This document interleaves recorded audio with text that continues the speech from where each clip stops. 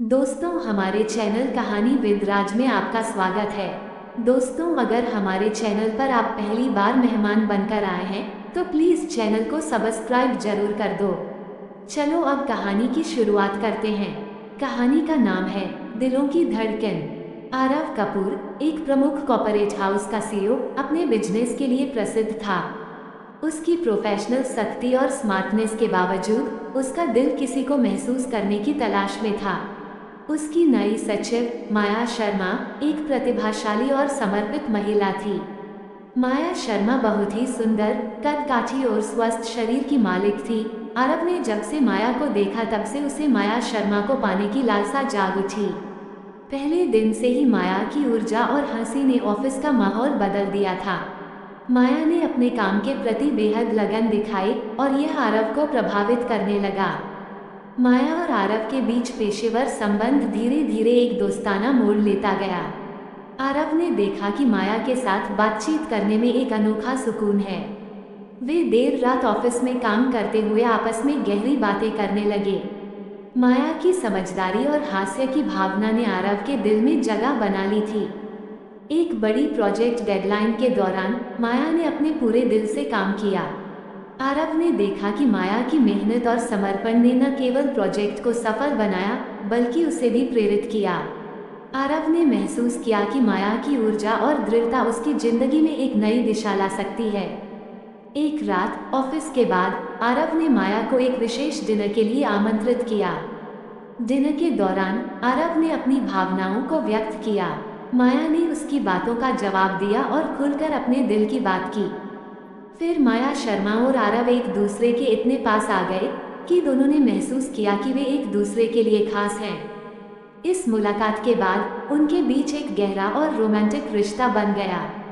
उनके रिश्ते की शुरुआत आदर्श लग रही थी, लेकिन जैसे जैसे समय बीतता गया उन्होंने अपने व्यक्तिगत और पेशेवर जीवन के बीच संतुलन बनाए रखने की चुनौती का सामना किया। दोनों ने एक दूसरे की मदद से इन चुनौतियों को पार किया और अपने रिश्ते को और मजबूत किया।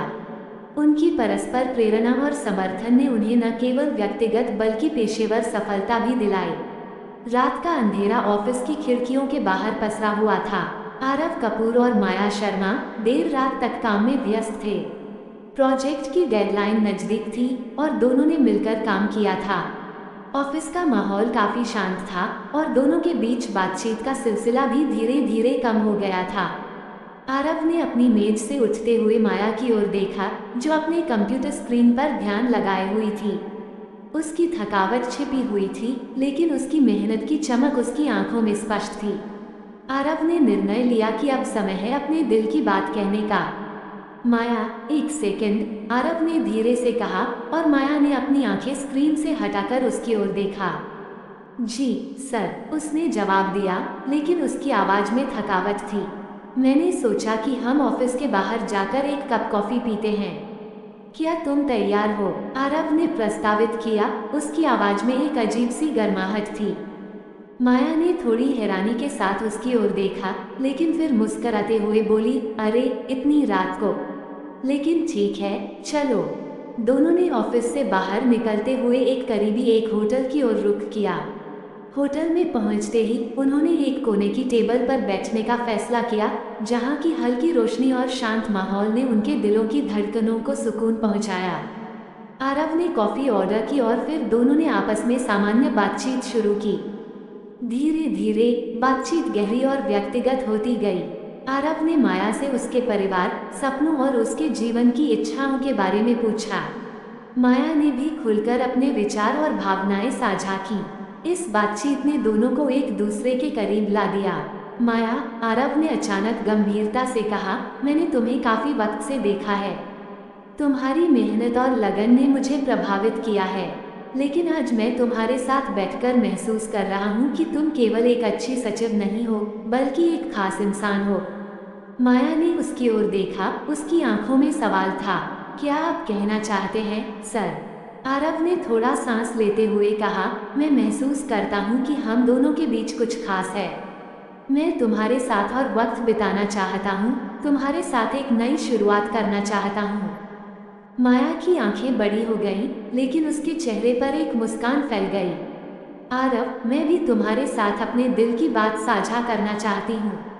मैंने भी तुम्हारे साथ समय बिताते हुए महसूस किया है कि हमारे बीच एक खास रिश्ता बन रहा है।